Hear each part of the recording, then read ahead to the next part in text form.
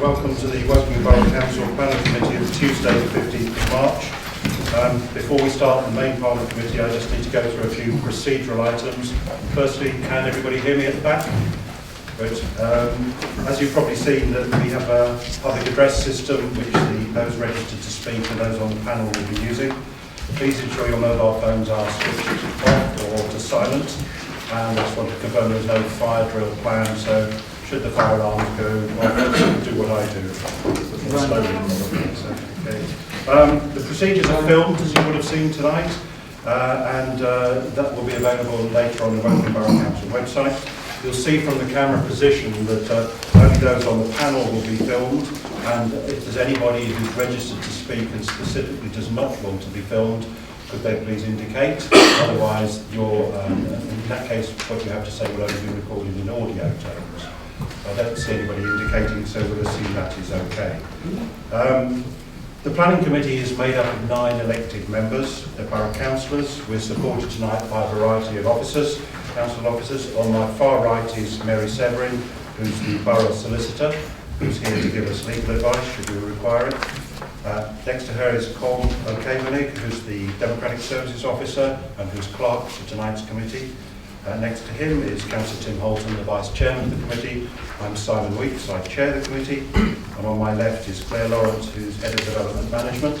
And she will be handling the first item on the agenda, and the other items on the agenda will be handled by Conor Corrigan, who is the Service Manager for the SDL sites.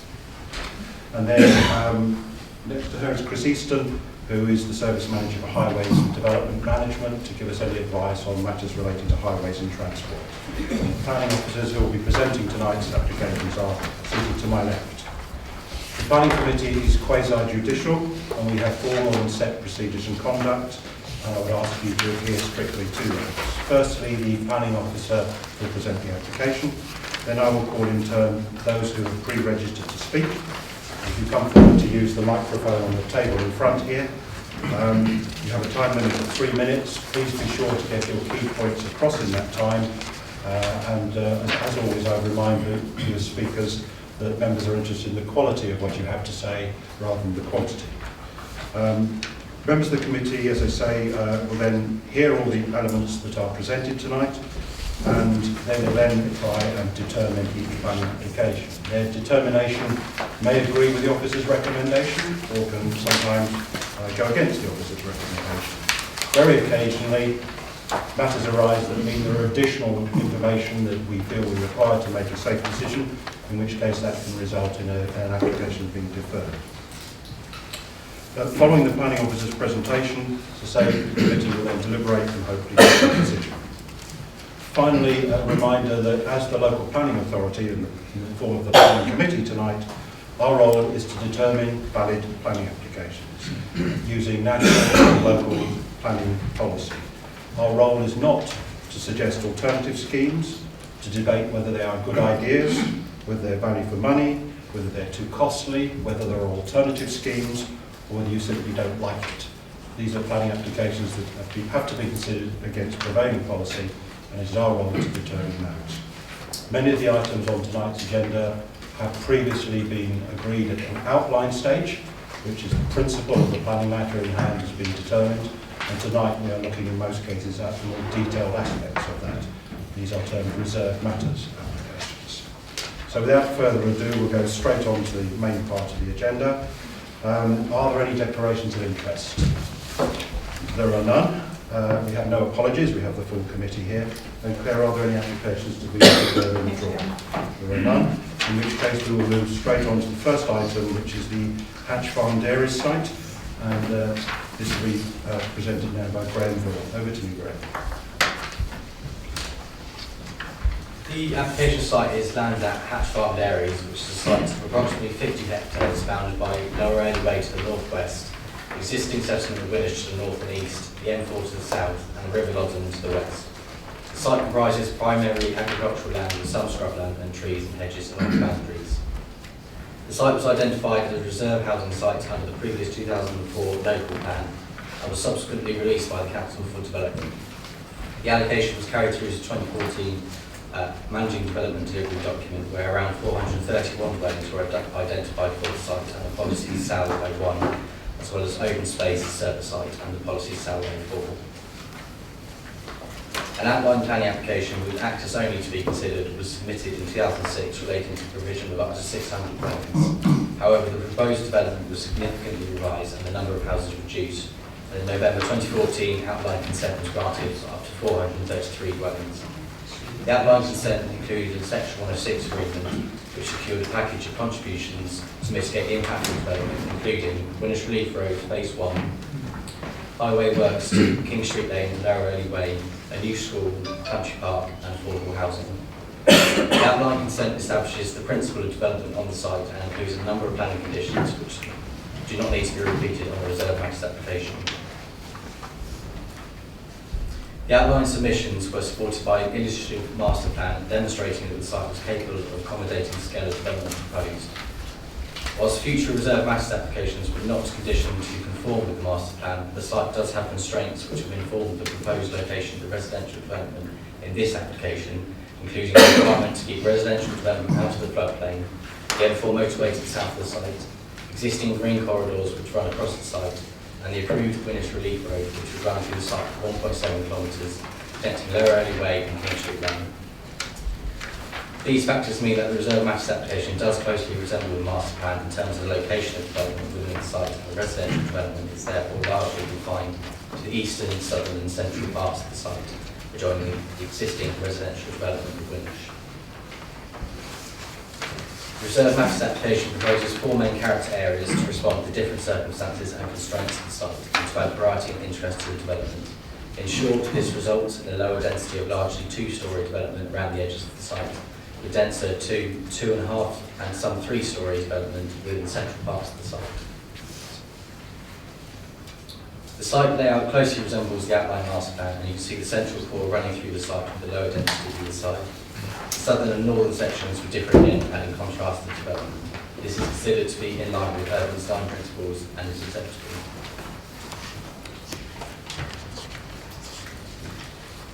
The northern and central areas of residential development would be set well off the boundaries, and front-to-back and back-to-back separation distances between properties along Jersey Drive are at least 30 metres, and generally significantly more than this. Further south, Welby Crescent and Eden Way back onto the site, and therefore to occupy the same buffer as the site boundary. However, amendments have been secured which move the proposed development further from the existing residential properties and ensure the closest side-to-back distance along this part of the site is now 18 metres, and the closest back-to-back distance would be 30 metres, well in excess of the minimum requirements of the Borough Design Guide. As a result, the development would not result in unacceptable overlooking, overbearing or loss of light impacts. This plan demonstrates the separation distances to existing dwellings. Within the site, all dwellings meet the minimum 10 metre front to front, 12 metre back to flank and 22 metre back to back separation distances. The proposed houses would also include private rear garden areas with a minimum depth of 11 metres, while the flats would have communal amenity space or balconies. There would also be a significant amount of open space within the site, including the country park, which is approximately half the overall site area, and this would be readily accessible to future residents and existing surrounding residents. The transport impacts of the development were considered at the outline stage. Mitigation was secured through a combination of conditions in the Section 106 agreement, which include provision of the Phase 1 of the Winnersh Relief Road. Therefore, whilst objections relating to traffic have been received, these concerns are not material to this reserve access application. The Council's highway section advised that all of the site meets the Council's required highway standards because service margins are not provided on all internal roads to the required widths. However, the internal layout is acceptable aside from this, and therefore it's proposed that the Council would adopt the sections of road leading from the vehicular access from Winnersh Relief Road, which will meet the Council's specifications. The remainder of the site will remain private, managed and maintained by a management company. The applicant would enter into Section 106 agreement with the Council, which would bind the applicant to maintain the streets, footways and service maintenance margins to an acceptable standard and prevent the applicant or residents from seeking adoption in the future. The overall parking provision shown in the submitted plans consists of 587 allocated spaces and 315 unallocated and visitor spaces. There are also 209 garage spaces. There are also a number of units which have space for off-street parking, which has not been formally shown on the plans, and space available for vehicles.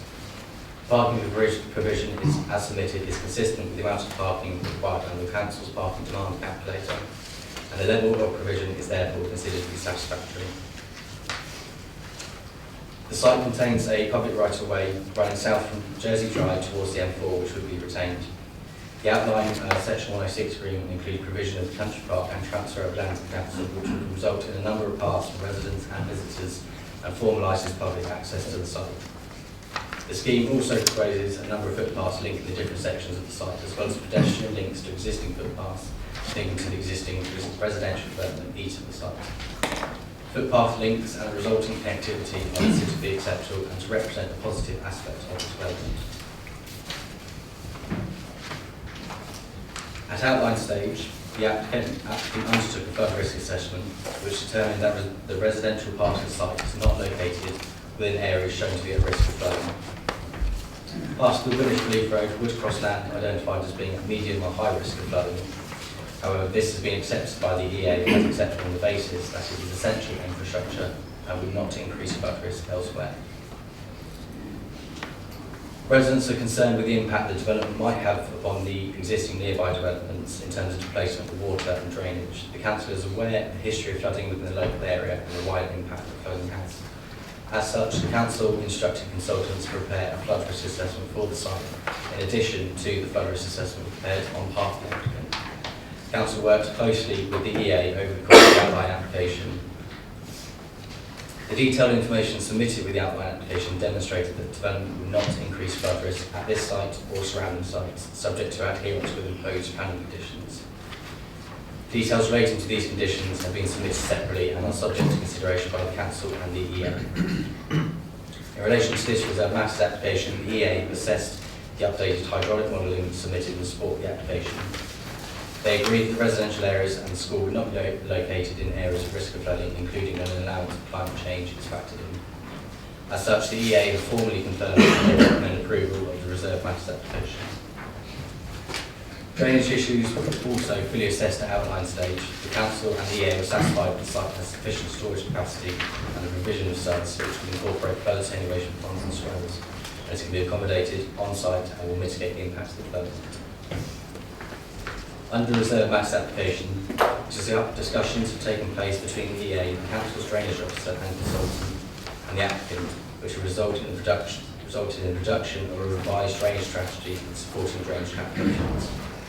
On the basis of this additional information, the council's officers advised the scheme is acceptable, subject to a further condition, which is proposed in condition 9 in this application. The site does adjoin the M4 to the south. However, the closest properties would be 60 metres from the motorway, and the application proposes that the properties with an unobstructed view of the M4 are provided with acoustic glazing and high specification acoustic triple vents.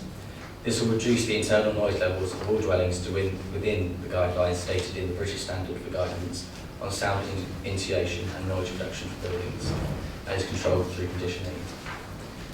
The outline submissions also noted that a number of existing properties would benefit from a reduction in road noise from the screening effect that the proposed residential development would provide. Harveys England have applied for an order granting development consent for the proposed M4 smart motorway scheme, and this is currently under examination by the planning inspectorate. This potentially could be a chance for improving the current situation, but is essentially not part of the consideration of this application. Construction impacts are a matter considered at the outline stage, including construction hours, construction noise, a construction method statement, and a construction traffic management plan. This is also the case for any contamination issues. A significant proportion of the site is given over to amenity land for public use. The Section 106 for the development includes provision and transfer of the country park to the council, allowing for unfettered public access as well as parking for the country park and play area. In addition, the scheme is buffered from and includes the retention of the woodland, also known as Woolwich Wood, joining Frisian Way and the green fingers which cross to the site. In accordance with condition 1 of the outline consent, the applicant submitted landscaping details with this application. However, landscaping is being considered in more specific detail under conditions placed on the outline consent. The Council's Tree and Landscaping Officer had originally raised concerns regarding the relationship of the proposed houses at the south-eastern part of the site to the site boundaries and with the green fingers. However, amended plans have been submitted which increase separation distances to the site boundaries. The Tree and Landscaping Officer now says the revised layout drawings are acceptable. Outline stage, a number of conditions were imposed relating to ecology, and these conditions were subject to separate submissions by the applicant. The Council's ecologists confirmed that there is no objection to the proposal in terms of ecological impact. The outline consent included the undergrounding of overhead power lines. The implications of this were assessed at outline stage, and the details of undergrounding are controlled through condition 52 of the outline consent. Lighting, contamination and archaeology are all controlled through various conditions in the outline consent as well. Outline stage, the Council negotiated with the applicants to secure the provision of two-form entry primary school and the transfer of the school land to the Council.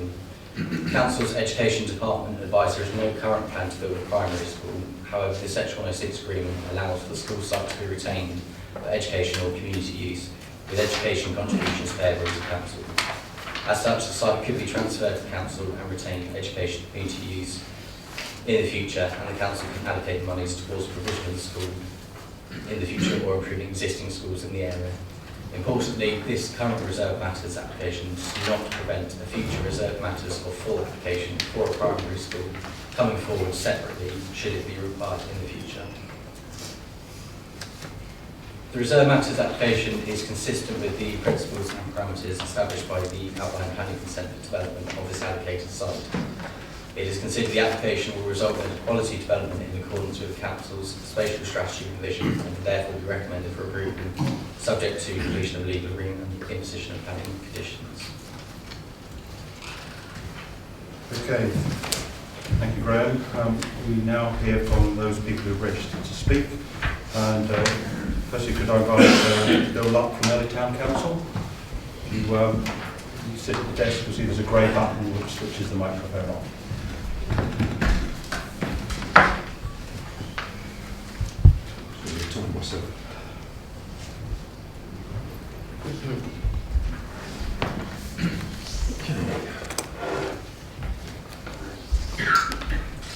Good evening, my name is Bill Luck and I'm an Early Town Councillor.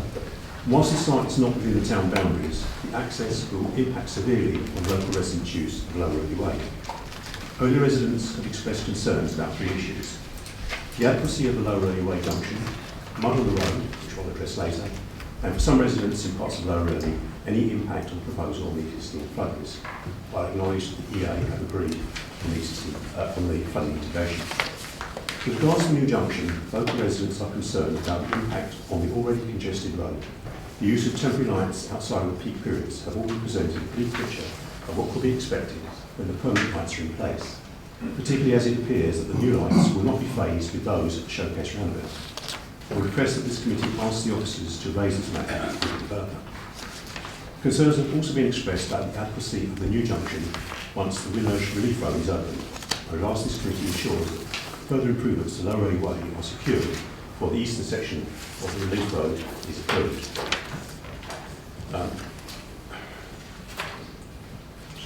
The first of the issues that relate directly to the Reserve Matters application is parking provision. Council's parking standards put much emphasis on the provision of unallocated and visitor parking spaces as a way of resolving the parking problems of the older developments such as Lower Early. It is important to ensure that unallocated visitor spaces are clearly differentiated from allocated parking and retained as such. The applicant has sought to address this in the scheme before you, but there are still large areas where this is not the case, as you hopefully see on the annotated plan. In my experience, the mix of different spaces leads to them being colonised for residents and the temptation for the developer to convey them to adjoining properties to resolve the management issues.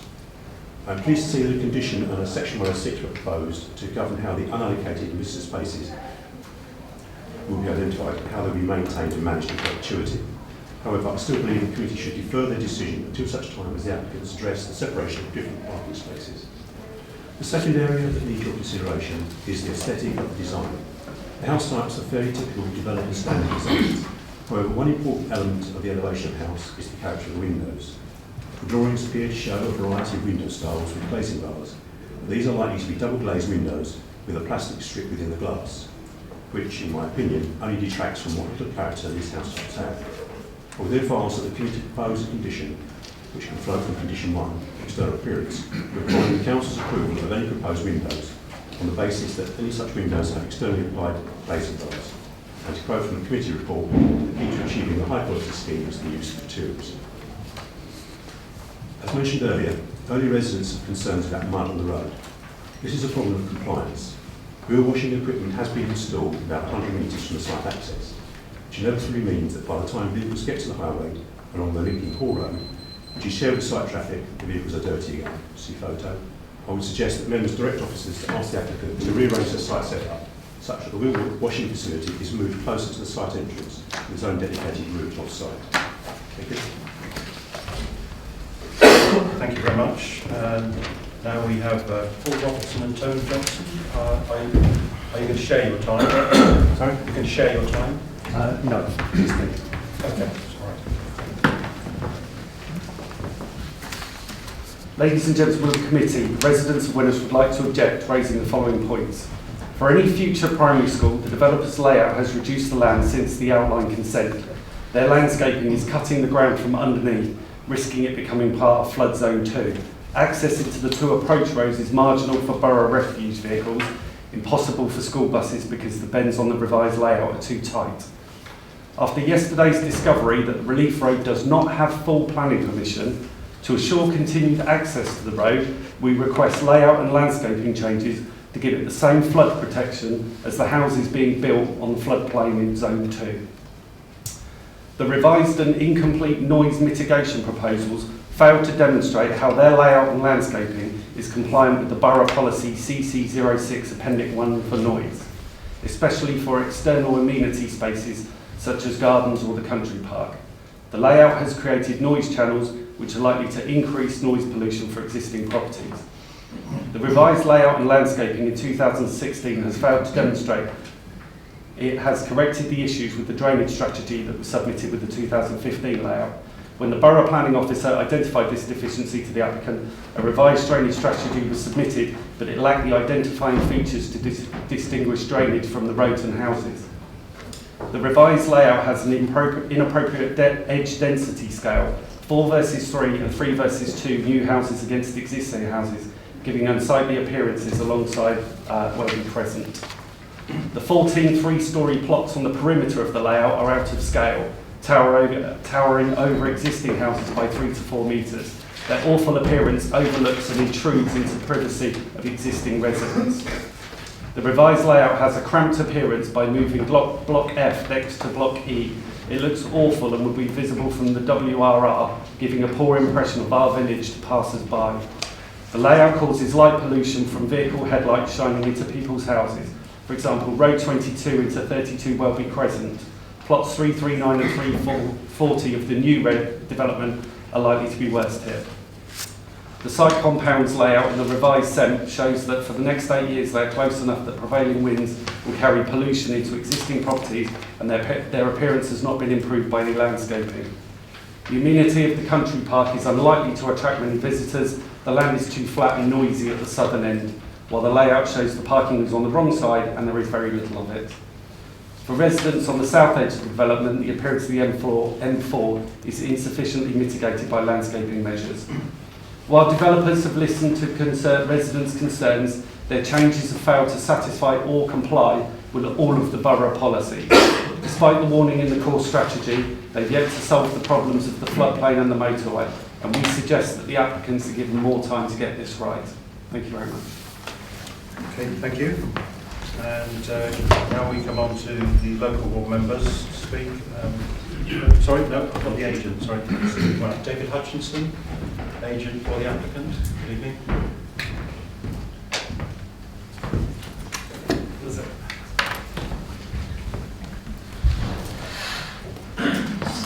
Thank you very much for the opportunity to speak. I'm the agent and therefore speak in support of the application. Your officers have obviously provided you with a very comprehensive report and it deals with all the key issues in detail, and we're therefore pleased to see the recommendation for approval. In terms of background, you'll be aware the site's been allocated in 2 local plans and already as outlined planning permission, the principle of development is therefore firmly established. The issues for debate are only in relation to the design and layout of the residential parcels, but understandably we see that a number of the objections continue to relate to traffic and flooding. Traffic was dealt with at the outline stage. The detailed design and layout of the Winnersh Relief Road is already agreed and its phased delivery set out in the Section 106. Members will also recall that the flooding and drainage issues were considered in detail at the outline stage, but that said, further drainage work has been undertaken in parallel with the reserved matters to agree a strategy, and the officer's report confirms that the Environment Agency raised no objection, as is a position with the Council's drainage officer and consultant. In terms of design and layout, members will also be aware that the house and location is dictated by the constraints of the site and the previously agreed design principles. All the built development is in the area outside the floodplain. The alignment of the Winnersh Relief Road is fixed at the outline stage, and the local plan and the outline planning permission also dictated that the housing would be on the inside of the road with the country park on the outside. We've engaged early with your officers and we've met with them on a weekly basis, and we've tried to resolve issues raised by consultees and also evolve the design and layout of the scheme. Additional meetings have also been held with other officers on technical issues, and those have dealt with issues relating to flooding, drainage, ecology, trees, landscaping and highways. The applicants have responded very positively to the officer's comments. The proposal has been amended where necessary and further technical information has been provided on request. This all results in a high quality design and layout in a scheme which meets or exceeds the council standards in relation to housing mix, internal space standards, separation distances and parking. Importantly, members will also note that from the officer's report there's no objection from any of the key consultees or the parish council.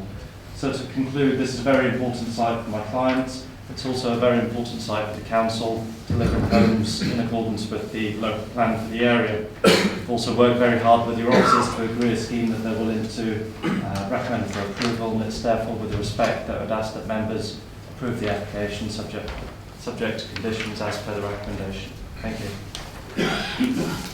Thank you. And now we do come on to the local board members. First, I'd ask Prue Brain. Good evening, everybody. So much to say. I've squashed it into 7 points to leave some time for Philip. I do totally get that this is a reserved matters application. There is a new condition 9 which deals with the new drainage details, and please could local members be consulted and talk through it when that comes in, because residents are quite nervous about the flooding, as you will understand. They've also raised a question about the road from Lower Early Way to King Street Lane, and I would like to have an assurance this evening that the committee is completely satisfied that every aspect of the road and the junction has been improved in full. The third point is about phase 2 of the road, which doesn't form part of this application, and it's a question, is there anything you can do with conditions to stop phase 1 of the road becoming fully operational before phase 2 is ready, so we can avoid King Street Lane becoming a disaster zone for traffic. Point 4 is about the minor revisions. They do make it better. I would like more. In particular, my bugbear is the road layout and the parking arrangements near what one day may be a school, because I think we should learn from our past mistakes and not create another parking and traffic nightmare in a cul-de-sac and a school site. Point 5 is that the houses have been shifted slightly away from existing dwellings, and I would like some assurance that the landscaping will now take account of the fact that there's more scope to protect the hedgerow along the edge. 6.6, Highways England are proposing some more noise barrier on the M4, but not along the stretch near to the new houses on this site. Are you confident that noise levels are acceptable? And the final point is about the sustainable drainage system.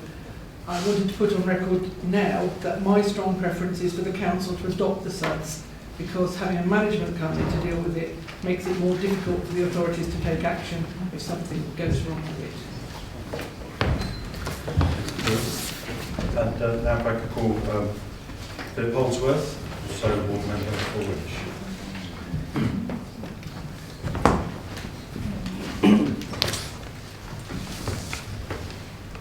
Thank you, Mr. Chairman, and for the opportunity to speak. Housing at Hatch Farm was sort of mooted about 30 years ago, I think, and the present proposals are at least 10 years old, possibly more. So it's fair to say that anybody moving into it in the last he is well aware that housing is going to come. And we do need the additional housing, Mr. Chairman. We've got to make sure that we get the optimum advantage for the community by accepting this housing, and in this case the WRR together with other roads will ease the congestion at the Winner's Crossroads, which has been notorious. Furthermore, I'm the Deputy Executive Member for the Environment, and as such I welcome the new country park. But there is a major concern, I'm sure it's been sounded out so many times, about flooding. I really do urge that we look at all the reports in the recommendation and assure ourselves that the action proposed are adequate. And finally, there's been a concerted effort by the residents to make representations to the developers, as you've seen from the presentations made tonight. And I understand the developers have made some positive changes to meet those representations, and I thank the developers for that. I, for one, will continue to press the borough to ensure that phase 2 of the Winner's Reef Road is completed in line with the published programme. Thank you. Okay, thank you very much. That concludes the formal speakers. So before we come on to hear from members, I think suggestions were made, fairly serious suggestions, that the road doesn't have planning permission. I'd like to ask Claire Lawrence to clarify the position on that. Then we'll come on to hear from individual members. Thank you, Chairman. Yes, Sorry, could somebody try and switch that one off?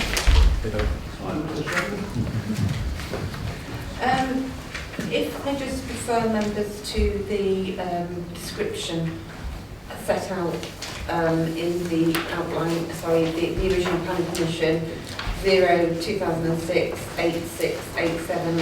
It's included in page 53 of your agenda.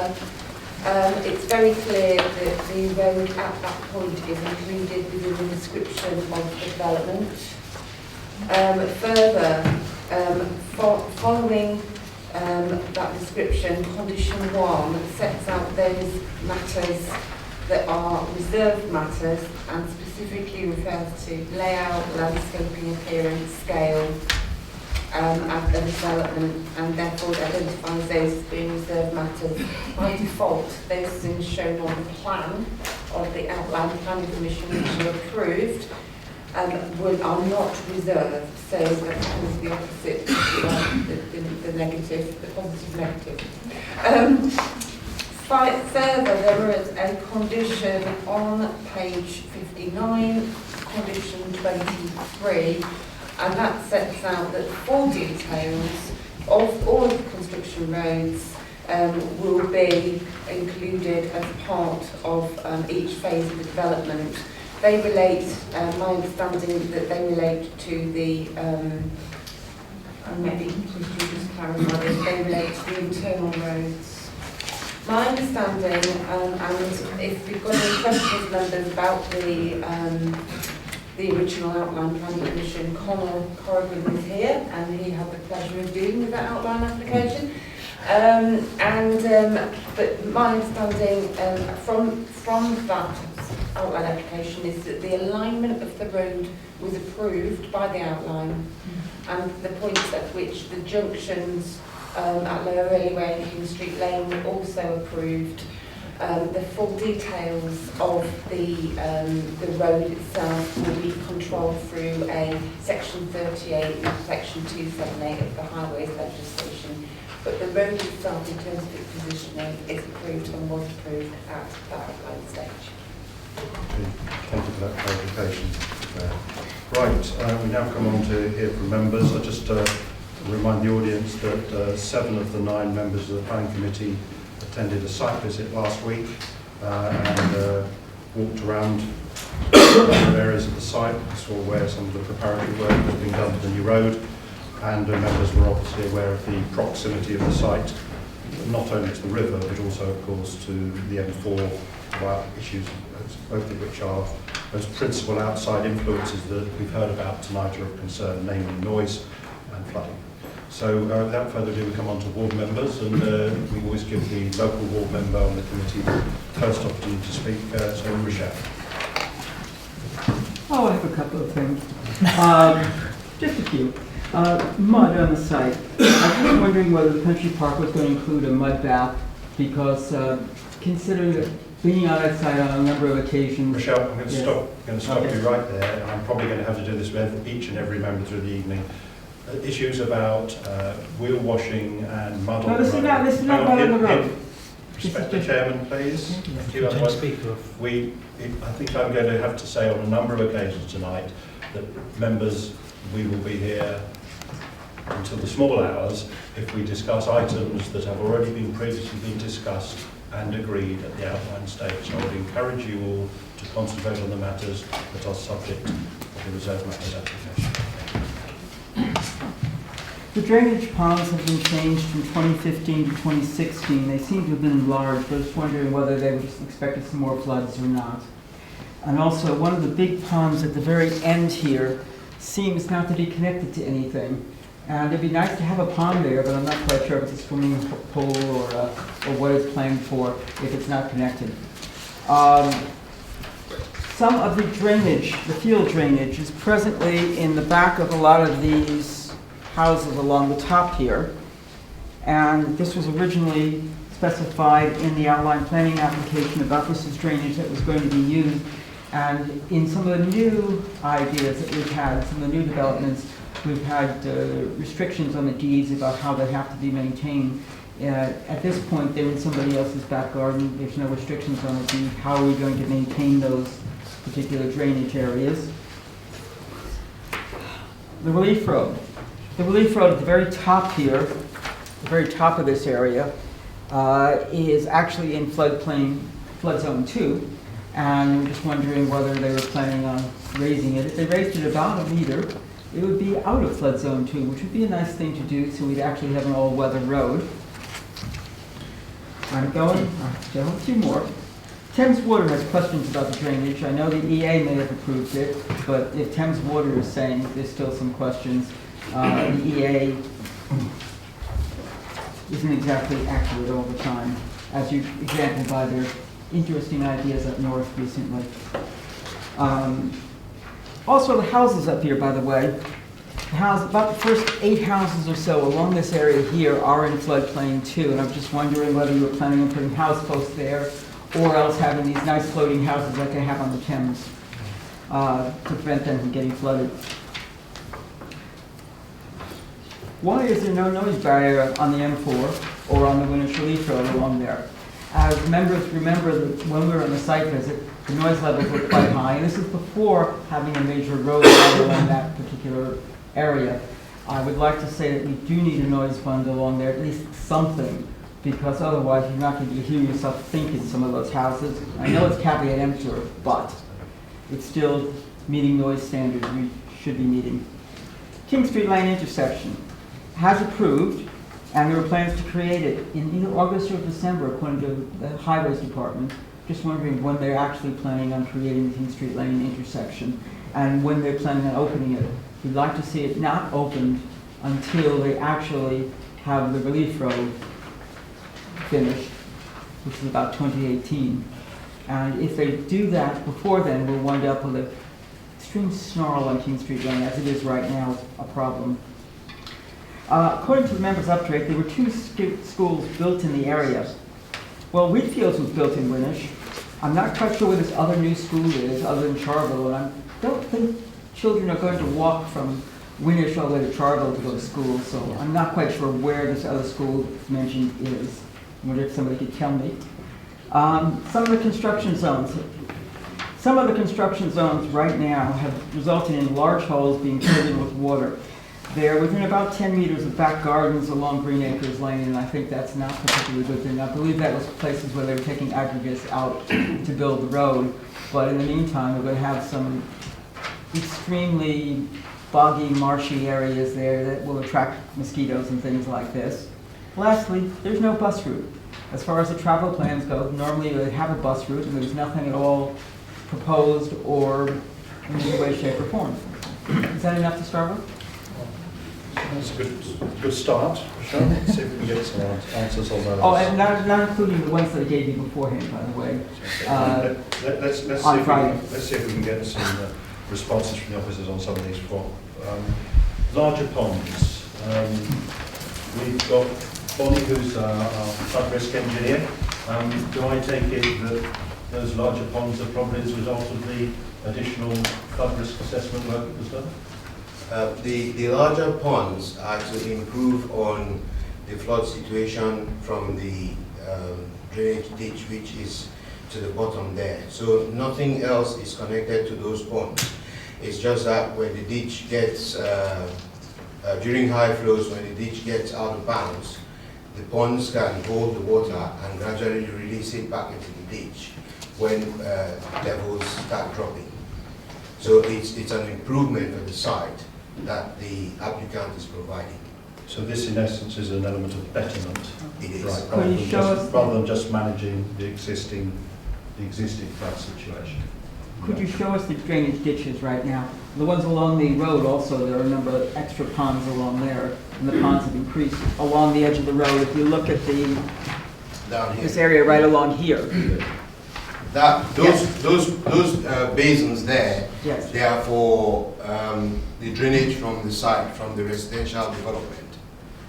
But the basins I'm talking about are the ones down on this edge that will improve on the drainage situation down here. So here, the drainage here is going to cater for the 100-year plus climate change. And the whole of the residential development is going to be draining that way out into the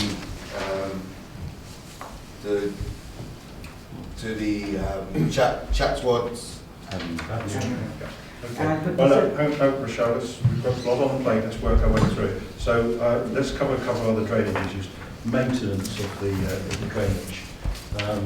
Obviously, a lot of this is going to be within the control of the developer. That's my understanding, and they will have a ongoing legal requirement for maintenance. Is that correct? Yes, the permeable pavings, Yes. the drainage underneath the permeable pavings, those will be managed by the developer's management company. Okay. The above ground ponds and basins, those will be managed by the Wokingham Borough Council, and the sewer network is going to be managed by Thames Water. Okay. All right. The other thing we heard from the local member was that the very northern edge of the road that's part of this, contained within this scheme, is actually in flood zone 2.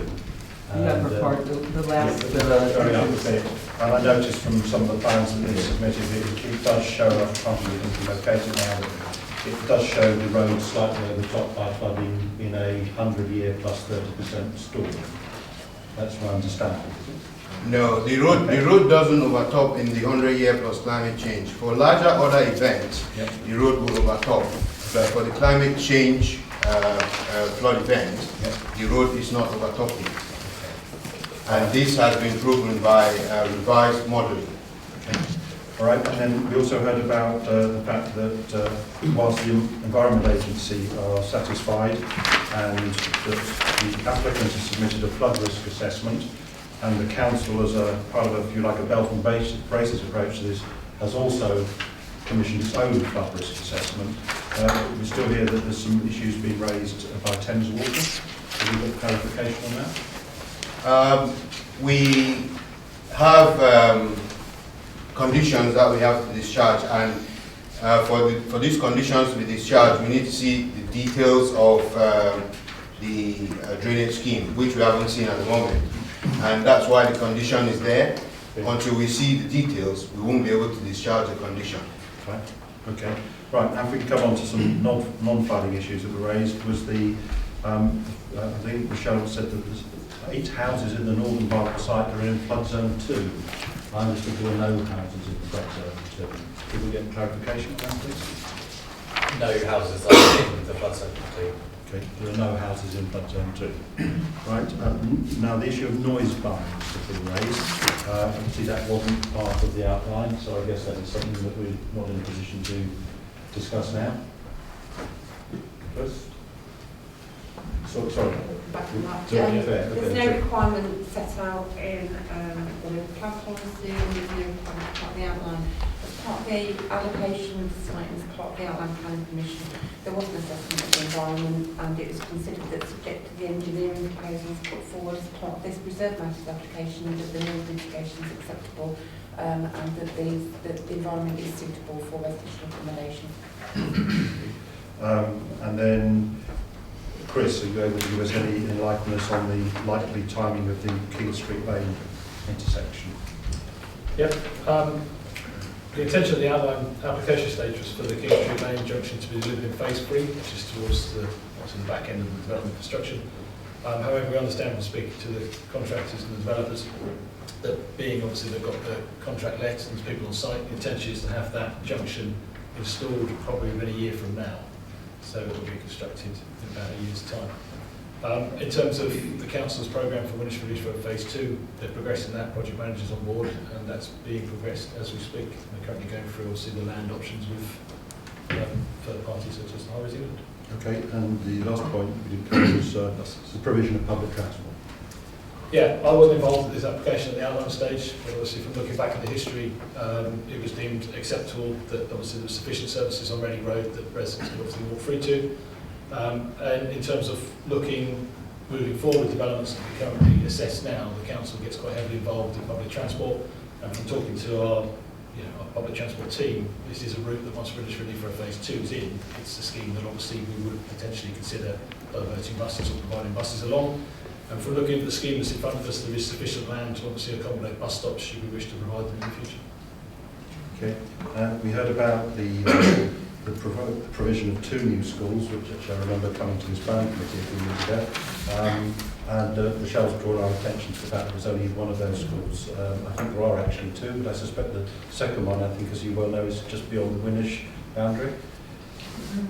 Yes, that's right. And just to clarify, with reference to 2 new schools, they were both irrelevant in terms of catchments because having those new schools meant that the catchment areas would change and therefore there'd be suitable capacity for the children that were generated by this development, and that has been confirmed to continue to be the case.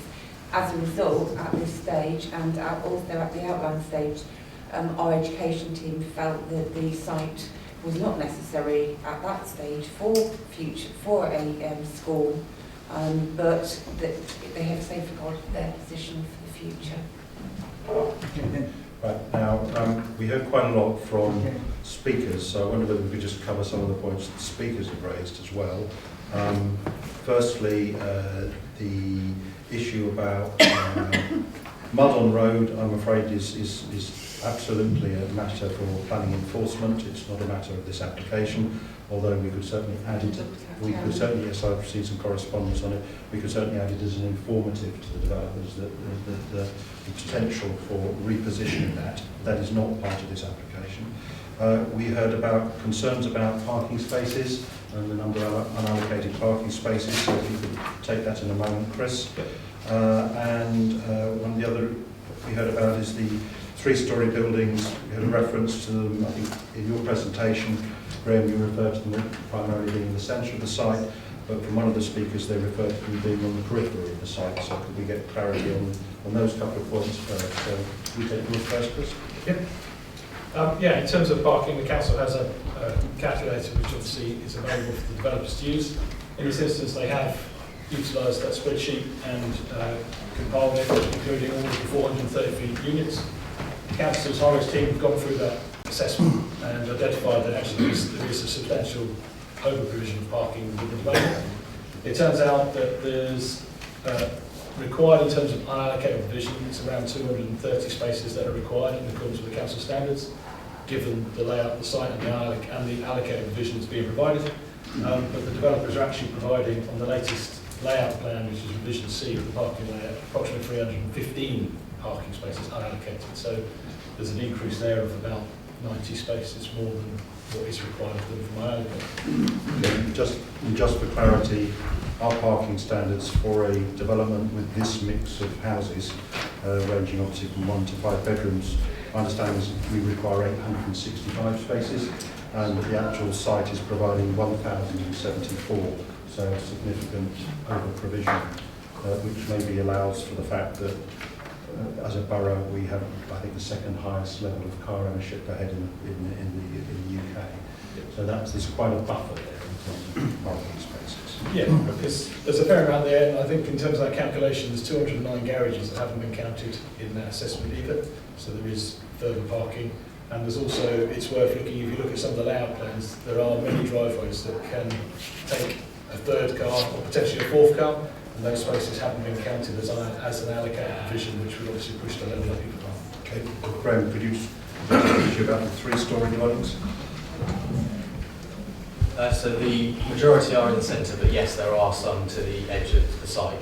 Can you just point those out on Yeah. Primarily, it's like the corner plots, so kind of there, kind of there, and there.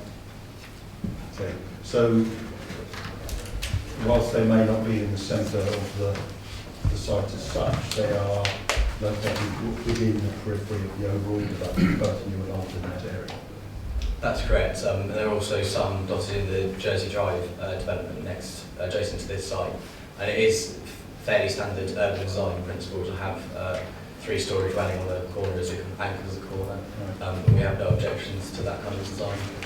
Councillor Bray raised the issue about the condition 9 and her request, I think have some sympathy with that local members should be involved in the looking at that those final details when that comes to be determined, discharge. Chairman, if that's the case.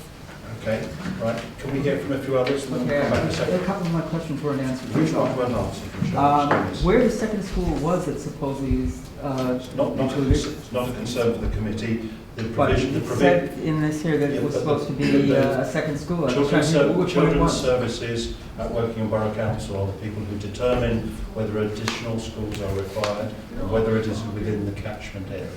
You've just said they have determined that that is the case. You've also said there is no flooding in this area. However, this road is in the post-development flood zone, and the flood zone also is increased on the Reading Road here, which doesn't actually flood at this particular point. So I'm just wondering whether this is an increased flooding or not, since the flood person is talking about That's beyond the site, though, isn't it?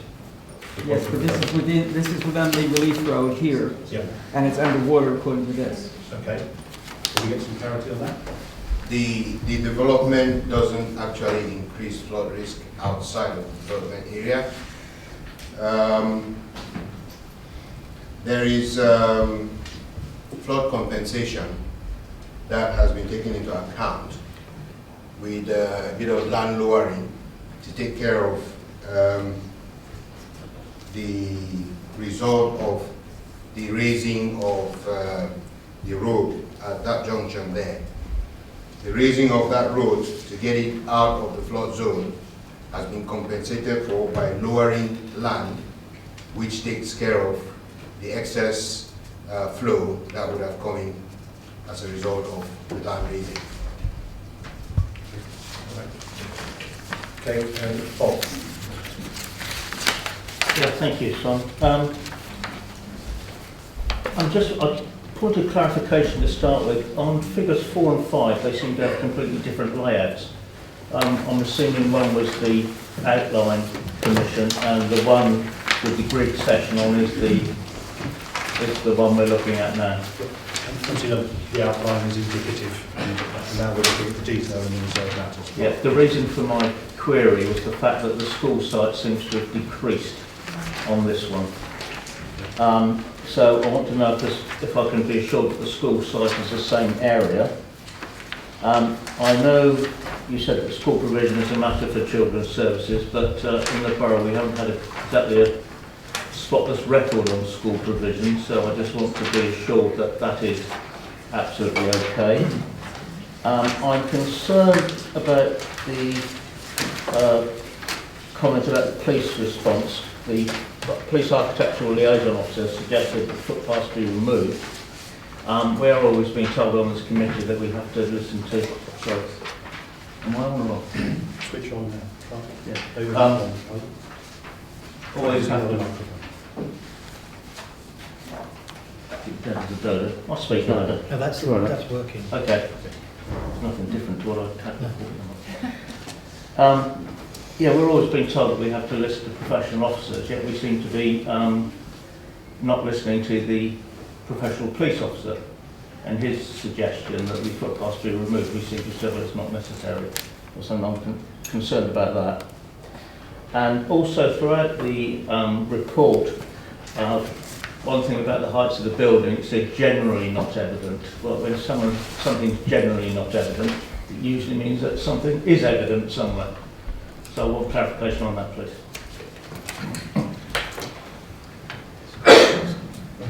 So we first see, we get a response on the apparent or believed change in the area of the site, school I site. think the confusion might be caused by the fact that it is slightly different layout around there, and the reason that the reason that the outline was included is essentially to demonstrate that, you know, the broad areas and plans of development were set at the outline stage. The position of the school site was set at that point. It is covered by the Section 106 agreement, and we're satisfied that we're absolutely satisfied that site is suitable to accommodate the school. Is it the same area though that we've approved in our line? That's my query. I think the difference is that the mugger's not there as well at this particular point. So, but yes, they are satisfied that it meets the requirements of the Outline Planning Commission. The mugger that was proposed is no longer there. There's enough space available. There's enough space available to accommodate a school in line with the requirements which were set out at the outline stage. I'm just looking at the actual site of the outline that's got the trees around it and that building with three with three things going off. And you look at the same site on the new plan, and it doesn't look the same shape at all, or even the same. I agree it may be the same site, but it doesn't look the same shape, and it appears as though some of the land has been used to achieve the layout of the site. I think if you look at, I'm just trying to read what it says on the plan, which is the current layout plan, but there's an area of open space shown there. Can you see? That's not shown on the outline application. It's a slightly different position. But I think we're absolutely satisfied with compliance with the Section 106 requirements. Okay. And can I just clarify as well, page 15, Working Borough Council Education Team raised no objection. So they were satisfied that it meets their requirements for future school, which is what they're going for. okay, so we get a response on the, it's quite a detailed matter about the police architect's response to the footpaths. Chairman, I'll come back on that point. It's like with a lot of consultations, sometimes you get different views depending on what the perspective is and, you know, what their objective is. The architecture liaison officer, sometimes we've had it in the past of applications that have come to committee where they object or make recommendations that certain footpath linkages and so on are removed because it gives the means of escape. But then again, the highways officer and public rights of way officer would say to us, well, actually it improves the connectivity of the site to other areas, both within the site and the adjacent area. And what we've done as officers in this particular case is balance those different needs and come to the view that the footpath, the connectivity that is proposed as part of this layout is more suitable. It's preferable to have that connectivity, although there's an element of risk associated with it, which the architectural liaison officer has picked up on, with his single interest, which is to prevent crime.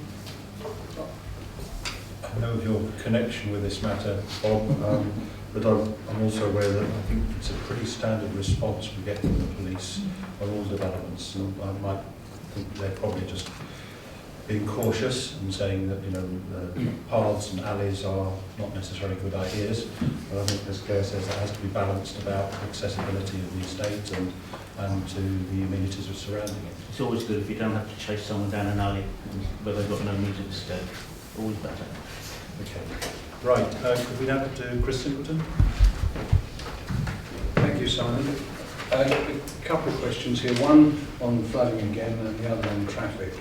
On the flooding, it does refer in here to relocation of the housing since the original proposal. And I was really just looking for some reassurance there that this relocation doesn't actually move any houses in the direction of the flood zone. It also questioned that the original zones were reassessed in 2006. And have we learnt anything since then in 2007 with flooding, which might suggest that the two factors would bring any of the properties to becoming at risk? Just before we answer that, just remind you, Chris, just for clarity, that although this original application, the outline application was submitted in 2006, it was determined in 2014. So the subsequent standards were required. Right. Okay. There were any changes to answer. Yeah, we base, Chairman, at the time, we base decisions on the latest up-to-date information at the time. Fine, thank you. And in terms of the relocation, do you know, I can't answer that question, but if anybody else is able to do so, all I can say is the advice that we received is that it's acceptable in flood risk terms. Bear in mind with the term relocation that the outline was precisely that. And tonight, as we always knew, at some stage we would have to discuss the reserve matters, which actually gave the precise position of the properties within that area, all of which is, of course, to the east of the road, outside of the floodplain. Okay. All right. Tim? Oh, sorry, Sorry, just on to the traffic one. I appreciate that all the traffic modelling, that's all been done. But what concerned me is that if we look at the interim situation, how is the traffic from the houses that are being built, how is that traffic going to leave the site? And is there any risk of an interim problem, maybe at Winnersh Crossroads with the lights there? What's the exit route for those cars until we have a complete Winnersh Relief Road? Good question. Again, I wasn't involved in the outline application stage, but from having a look at what's been done, as mentioned earlier, the intention was to have the access on King Street lanes be built, obviously in the later phases, thereby the lower early way access being the primary access point. And for the 400 houses, 433 houses would generate typically around 200 peak hour movements. And from looking at the assessments done, the junction that's in place, there's no evidence that indicates that it doesn't work sufficiently with the current lower early way. Sorry, can I just, that was it. So it's the junction at lower early way, is the way out in the interim? Yes, that's the access they're constructing first, and that will be the one that's in place first through till the road's constructed in the lower early way. And it's also got to bear in mind, as mentioned earlier, British Relief for phase 2, the council is obviously progressing, and obviously part of that project includes the dualling of lower early way from the junction down to the Shepherd's Road. Thank you. Thank you, Chairman. I was concerned that a number of the internal roads are below the council's standards. So I was wondering if you could just enlighten me to how much they are up. Yes, why? And what's the effect going to be on the residents?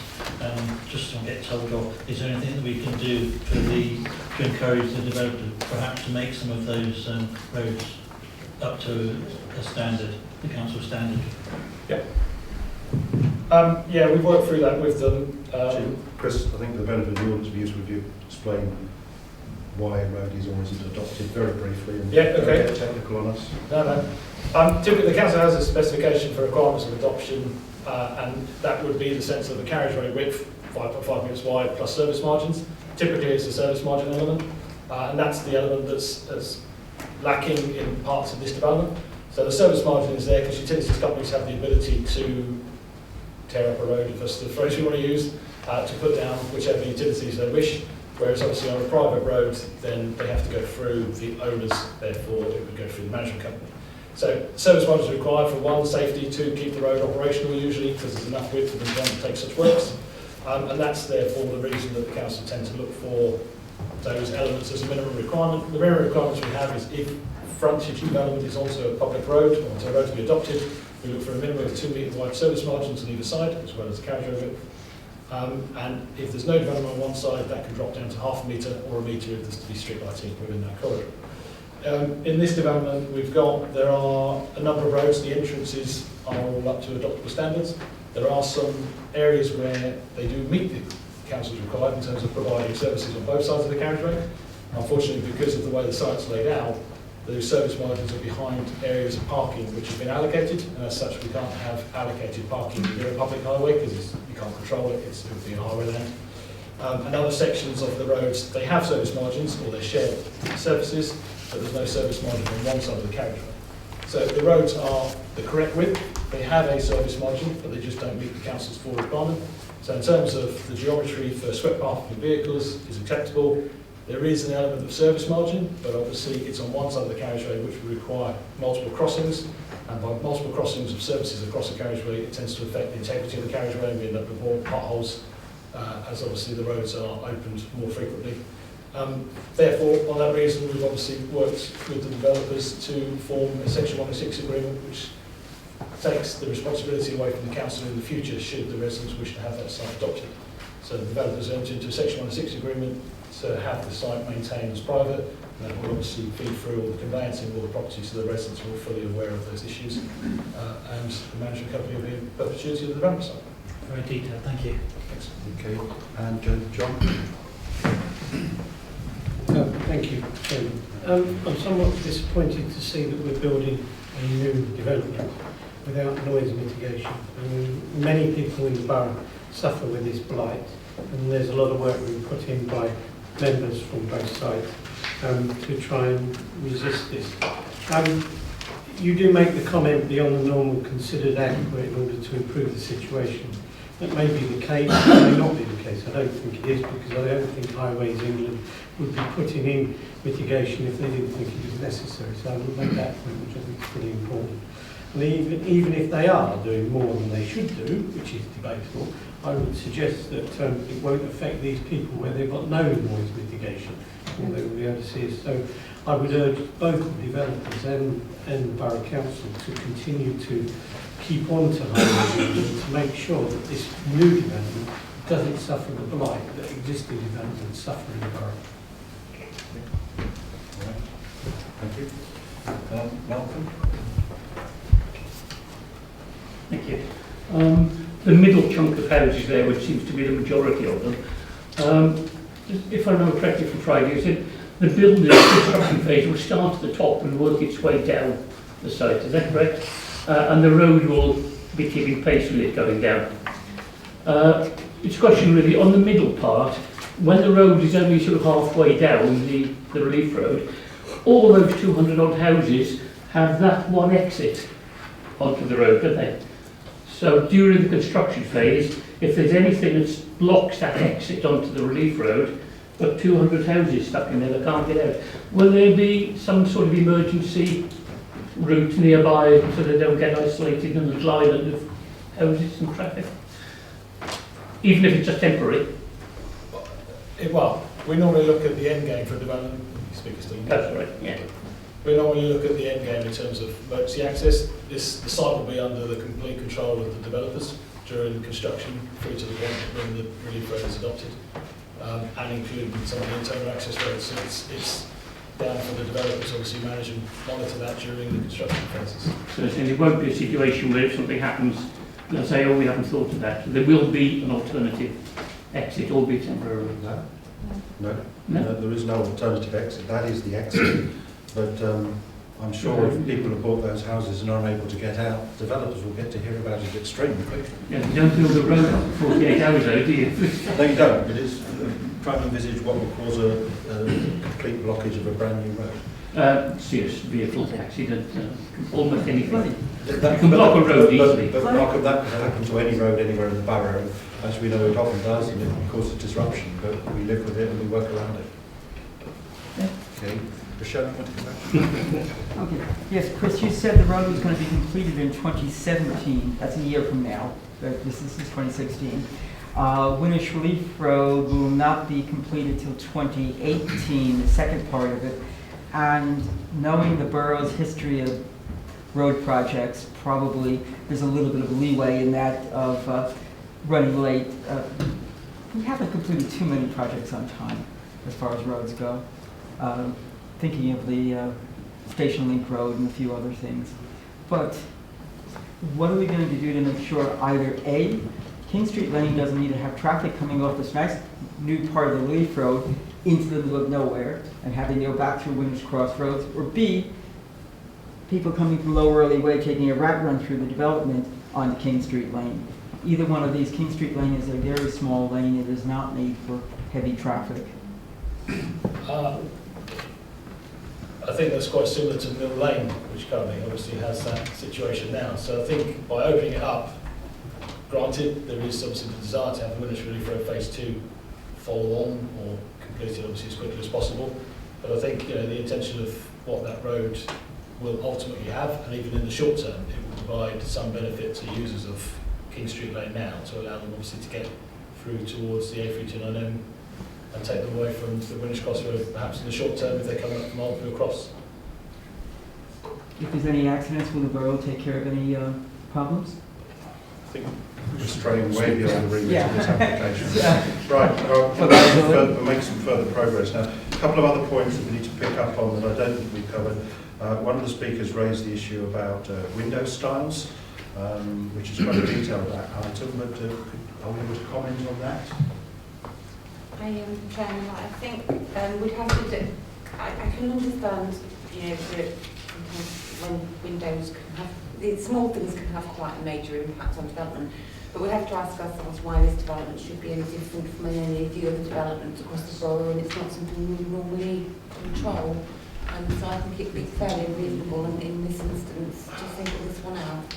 And I think another factor that's relevant here is that in our long experience in Wokingham, most developers want to sell their houses for the highest possible price, and they won't generally do things that detract from the likely appearance and hence the value of the property. But I think the other point is this, one person's idea of good design is probably very different from another's, and if that wasn't the case, planning would be extremely easy. Right, do any other members wish to get clarification on any other items? We've discussed this item for an hour and a quarter now. We've had a lot of answers to it. I think members have I hope the audience have an understanding that some of the issues they've raised are matters that have already been decided upon back in 2014, and there are other matters that have yet to be decided on, like the precise delivery of some of the road junctions outside the site. So members, does anybody firstly wish to make Landscaping with the hedgerow along the edge, and the landscaping plans will take account of the fact that they can actually do more with the hedgerows now they move the houses away. Well, that's covered by condition, and perhaps when we come to discharge those conditions, the fact those houses have moved slightly further away could reflect perhaps improved level of landscaping. Yeah, that's correct. Thank you. Can we have that as informative? So, well, it's going to happen as part of the conditions, so I don't think it's necessarily having an informative. And I think we were just going to have an informative request that the developer recognises some of the issues being raised by the wheel washing facilities and their location appearing not to be as efficient as it perhaps could be. And maybe he's looking at whether it's not part of this, but perhaps we put it as an informative. All right, you'll do this as separate. That's okay, because it's separate from this. Now, before we come on to this, is there any other member who wishes to make an alternative proposal to the one that we have in front of us, which is recommending approval of these reserve matters? I see no one indicating. So in that case, we move to the principal item on the agenda, which is the actual approval of this reserve matters application, which is application 152359. So all those members wishing to support approval of this reserve matters application, please indicate. Right, and that's carried by 8. And are you abstaining or wishing to object? I'm objecting. You're objecting. On what grounds? On grounds that I believe there's flooding problems, what they're showing, and I don't believe the road is actually going to be above the flood zone in the process. Okay, right. You do understand that? Yes, we have I understand. Comments from the professionals? Yes, they're on maps. Right, so in that case, this application for reserve matters on Hatch Farm areas is approved, and that is the conclusion of that item. And we now move on to the extension to the Lama Ride in Finchampton Park.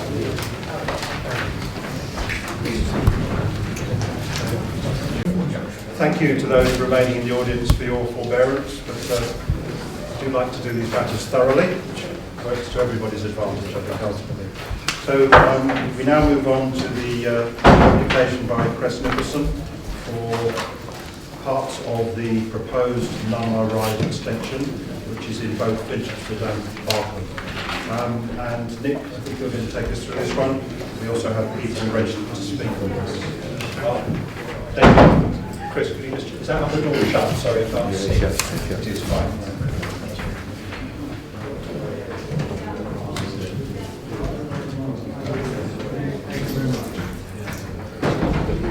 Thanks, Chris.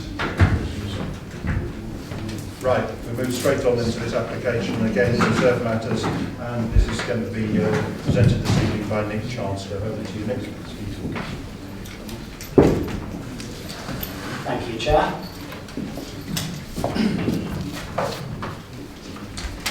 The site is within the wider Arborfield Garrison strategic development location, and specifically in the northern half of it, which benefits from outline planning permission for 2,000 new homes, a district centre. Sorry, excuse me, if you want to have a conversation, could you either do it outside? Thank you. Sorry. Carry on. As I was saying, the Arborfield Garrison SDL, the northern half benefits from planning permission for 2,000 new homes, a district centre, retail, community uses, a school, and landscaping space. Development has already commenced in the first residential phase to the north of the application site being considered this evening. The outline planning permission establishes land uses across the site, and this includes a network of primary streets and a route for a 9-mile ride extension road. Details of the access to this road via roundabout on the A327 have already been approved in detail. Therefore, the principle of development has been established already. Up for consideration this evening are the reserved matters, in this case, essentially, the precise alignment of the road itself.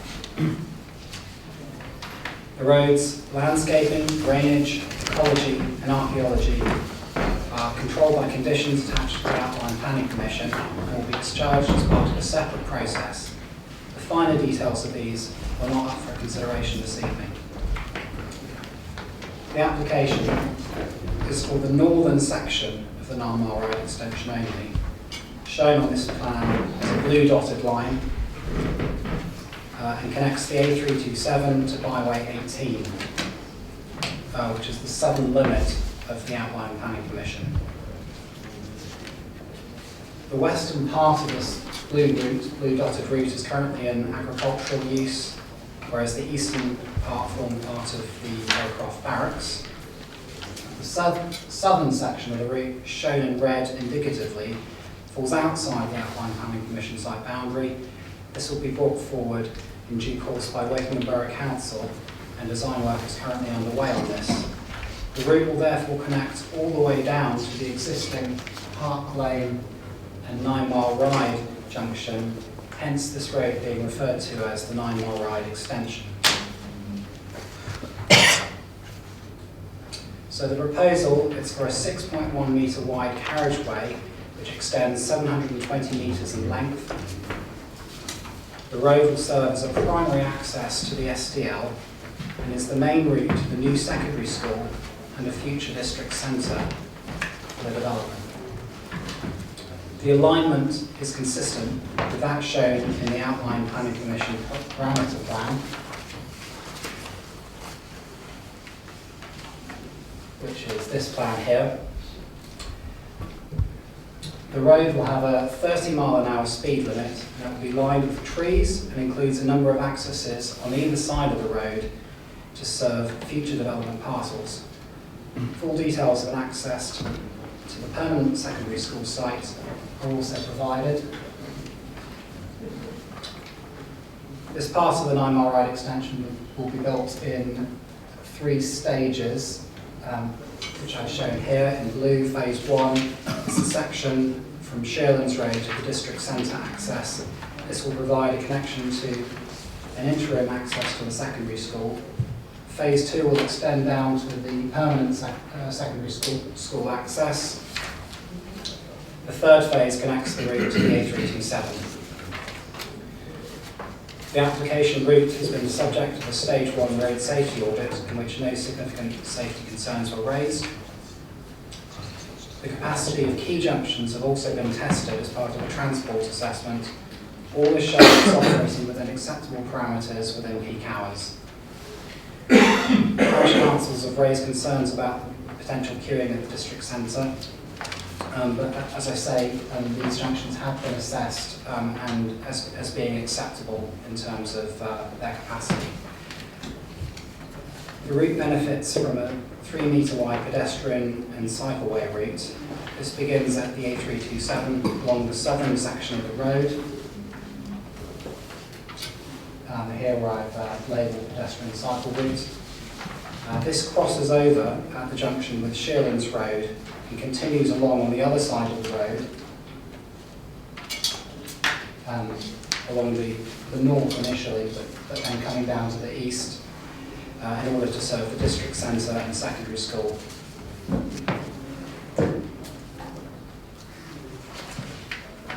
A number of representations received have questioned the lack of pedestrian cycleway along both sides of the road. This approach of just having it along one side of the road was agreed as part of the outline planning application. It should be noted, however, that there is a green corridor just to the north of the road, shown here in green surprisingly, and this provides a pleasant walking, cycle and equestrian route which links to the wider development. And that's essentially the reason why the pedestrian cycleway is along the southern side of the road along this section, because there is that green route to the north. A number of crossing points are provided along the route. The primary one being just to the east of Shearlands Road, the junction at Shearlands Road, where it switches sides, and that's shown in detail on this plan here. The application is accompanied by a variety of supporting information on flooding, drainage, biodiversity and no objections have been raised by WBC and external statutory consultees, and the finer details of mitigation and other relevant arrangements are currently being considered as part of a separate conditions application. It is envisaged that all issues can be satisfactorily resolved within the current layout. The application is considered to be acceptable, and for this reason, the reserved matters are recommended for approval. Thank you. Okay, thank you, Nick. We have 3 people registered to speak. Firstly, could I ask Lawrence Heath from Barkham Parish Council. Good evening, Lawrence.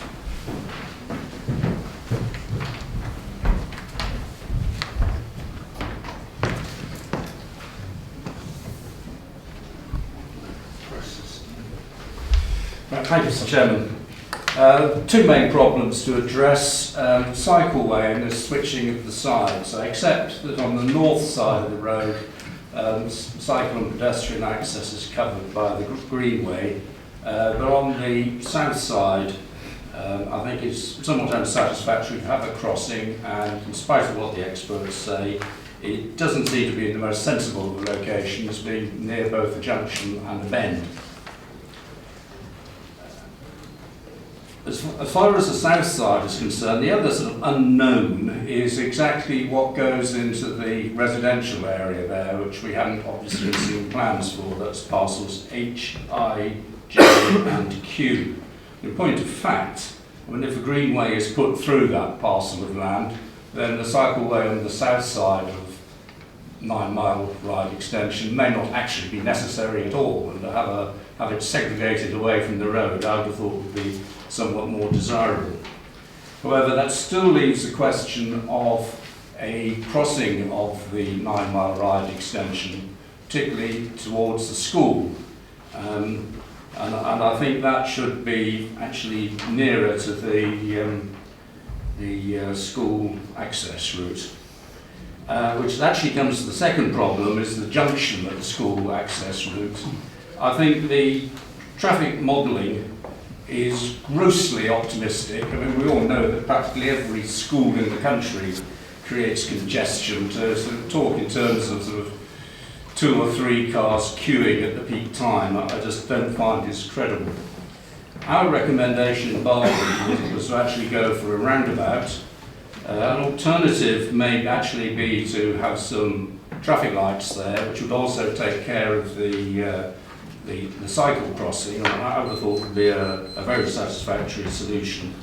But in the short term, I think at the very least you're going to have to provide a bit more queuing space for traffic to get in and out of that junction. But I would be certain that in the course of time, that junction will not cope, and you'll have to do something about it. Could you conclude now, Lawrence? Yes, indeed. I was just about to conclude. Thank you. Thank you.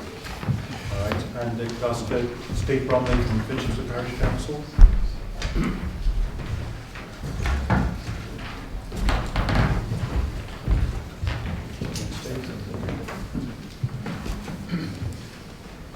Thank you, Mr. Chairman. I'm Steve Bromley from Finchantlet Parish Council.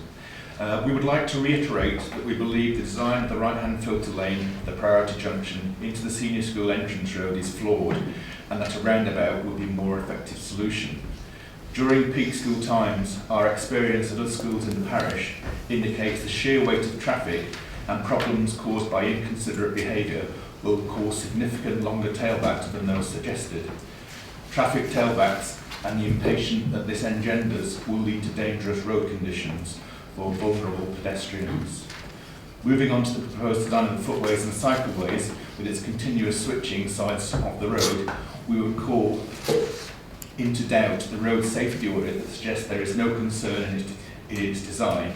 We do not believe that the audit will have taken due account of the poor traffic conditions that we've just described as the result of the priority junction implementation. Regardless of this, any perceived danger will lead to less actual use of the designated routes and therefore undermine its objectives to promote safe, healthy transport. We therefore recommend consideration of a single continuous path and cycleways on either side of the road with a single safe crossing area near the school. Should our suspicions be confirmed, the introduction of our preferred roundabout solution afterwards would be a costly and disruptive exercise. Furthermore, if the traffic modelling provides to be so seriously incorrect for such obvious challenges, the faith in the traffic modelling for the entire project will be seriously undermined. Thank you.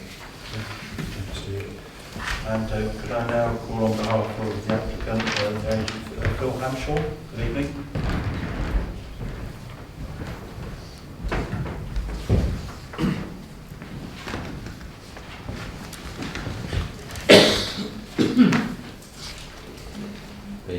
Thank you.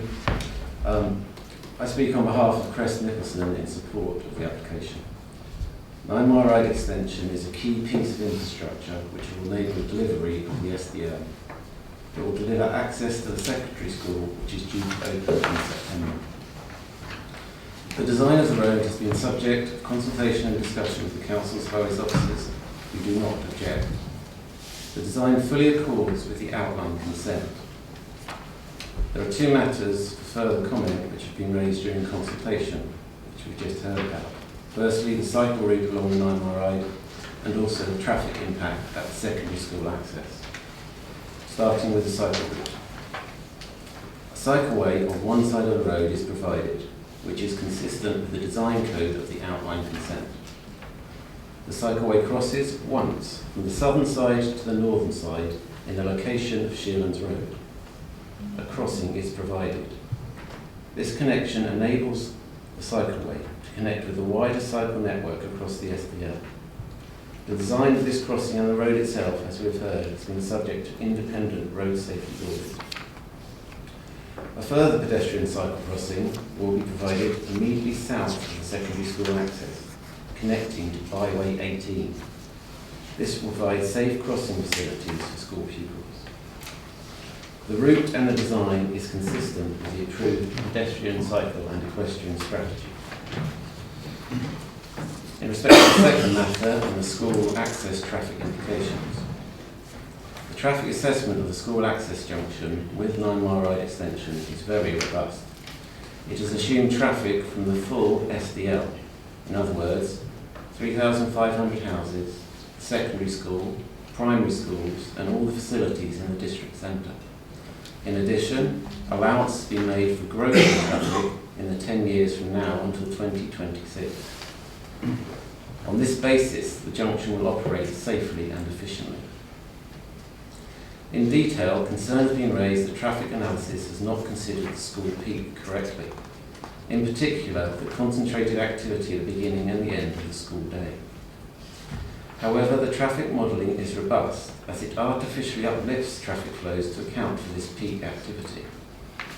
In addition, sensitivity analysis has been undertaken, which further uplifts the traffic estimates. In total, a 50% uplift in traffic forecasts has been tested. Even with these uplifts, the junction will operate with minimal queues, generally no more than a single vehicle. Finally, it should be noted, the junction design itself allows for up to 5 vehicles to safely wait to turn right into the secondary school access without affecting the free flow of traffic on 9 Mile Road. Thank you. Thank you very much. That concludes those people registered to speak on the item 9 Mile Road extension. We normally go first to the ward members, and both John Kaiser and myself are ward members of Finchley, so I'll go to John first, and I'll have my say, and then we'll hear from the rest of the members. Thank you, Chairman. There seems to be an expression of doubt about traffic modelling. I just would like some confirmation and some comfort around that. And also the queuing, the one-car queuing, waiting to turn. That does, I must admit, to me seem a bit optimistic. So could you comment on that, please, Chris? Yep. In terms of the junction modelling, just to kind of reiterate what's done at the outline stage, the council used the strategic transport model to do the main assessments, and then local junction models were all individually done based on traffic data that's been obtained either through the transport model or obviously live traffic data that was obviously calculated from the A327. And some of the sensitivity testing was done by taking a high flow of the A327 and obviously sending that down past the number on extension to kind of get a good understanding of what could be. And as Phil has indicated through the presentation he's given, was obviously the sensitivity testing have done a range of measures to obviously identify what can be done. So we are quite confident in that. And I think moving forward, whilst we have got the ability to provide the right turn lane, the southern section, as Nick mentioned in his presentation, the council will be delivering through still the southern section of the 9 Mile Road extension, which is just to the south of this parcel and obviously outside of this developer's land control. And therefore there will be the ability, should it be needed moving forward, to obviously widen and lengthen that right turn lane if need be. It's also through work with the developers, the district centre will be subject to a separate reserve matters application, and within that there will be the ability to potentially, we don't know what the district centre will hold yet, and there may be the ability to have, because that access road is very long to the south, it may actually form a second entrance to the district centre, and as such, through talking to the developers, there may be the possibility to have the school having links through the district centre, meaning there'll be 2 access points to the number of in the future. So we've got some element of comfort, but as I say, going back to the basics, we are confident with the assessments that have been undertaken by the applicant and that we've reviewed to ensure that the priority junction that's in place for the school opening is sufficient. And just on the case of the roundabout versus the junction at the school. Yeah, I mean, in terms of here, I think we've had a look, we spoke to the developers about the potential for that being, it has come up. I think in this location, I'm not necessarily sure that it is fully needed, and I think in terms of land take down by the southern corner there, it's quite a complicated one to potentially include. But there is the option, the developers have shown the potential in the future for following the reserve matters application for the district centre, that a roundabout could be included to the district centre slightly further to the north, which, as I say, could form as a second entrance down through to the school if need be. But the one thing with roundabouts is worth pointing out is that they are more complicated and not so easy for cyclists and pedestrians to obviously navigate around as we currently have.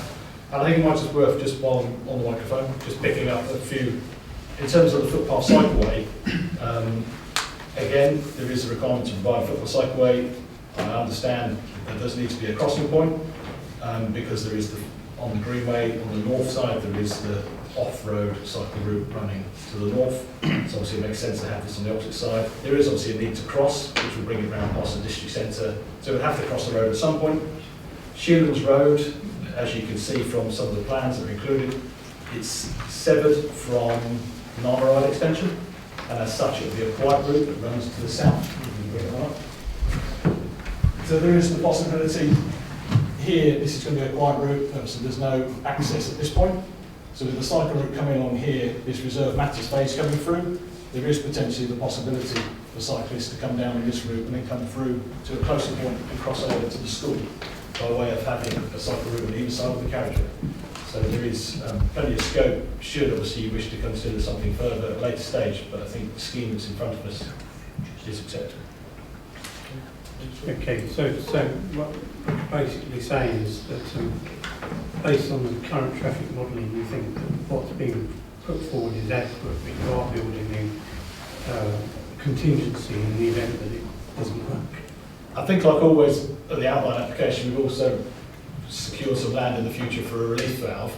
Not necessarily saying that's going to be needed, but I think as part of the delivery team and all the SDLs that are coming forward, we're not just thinking of now, we're trying to think and future-proof the development, which we've secured extra features through the Section 106s. So I think when the team now look at things, we try and think of, if an issue does come up, could we address it? And obviously we come up with a couple of options that could potentially help us out in the future if should be needed. Okay, thank you. Okay, Chris, we've, correct me if I'm wrong, but I think we've heard that the modelling is based on full occupancy of the SDL, 2,500 houses, occupancy of the district centre, full occupancy, not the phased occupancy that's going to take place, of the secondary school and 2 primary schools, plus 50%. One of the worst case sensitivity tests that were included as part of the outline application, that all that data was made available. So this really was to compare that with what happens with flood risk, where we take the worst case of 100 years plus 30%. So it would appear you're stating that you're pretty confident of these numbers. I understand that the parish councils viewed it with some scepticism, but this is passed muster with you. Yep, I tend to reviewed it. Okay. I think it's just, one last point just to mention as well, is that at the outline application stage we have a trip rate, and obviously we have an element of road share. Yes. For robustness, the trip rate was left as it is in the transport model, and we didn't reduce it to take account of road share. So there was a robust assessment in terms of that, and then the council's travel planning obviously is a feature that we'll be applying rather than developers using that to reduce their trip rates. Okay. We heard about a reference to what I think was implied as frequent switching of sites, but there's actually only one switch on one side to the other. We also heard that the suggestion that the crossing site is too near the bend and junction. Would you like to comment on that? Yeah, I mean, in terms of our job within Highways Development Control is to obviously review a scheme.